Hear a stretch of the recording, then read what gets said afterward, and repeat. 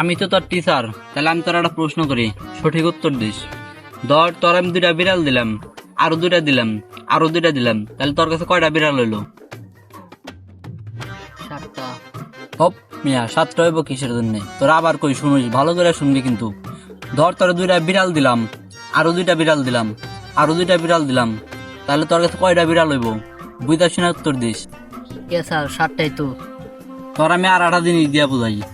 ধর তোর আমি দুইটা কলা দিলাম, আরো দুইটা কলা দিলাম, আরো দুইটা কলা দিলাম, তাহলে তোর কাছে কয়টা কলা হইলো? স্যার 6টাই তো হইলো। এই তো হইছে। তাহলে তোর আবার কই শুনিস, তোর দুইটা বিড়াল দিলাম, ধর আরো দুইটা দিলাম, আবার দুইটা দিলাম, তাহলে তোর কাছে কয়টা বিড়াল হলো? এবার করলাম সঠিক করে কবি। 7টাই তো হইলো। আমার বাড়ি থেকে আগে তো একটা বিড়াল আছে, আর আপনি দিলেন 6টা, তাহলে তো 7টাই হইলো। खत्म। Bye bye, tata, goodbye, गया।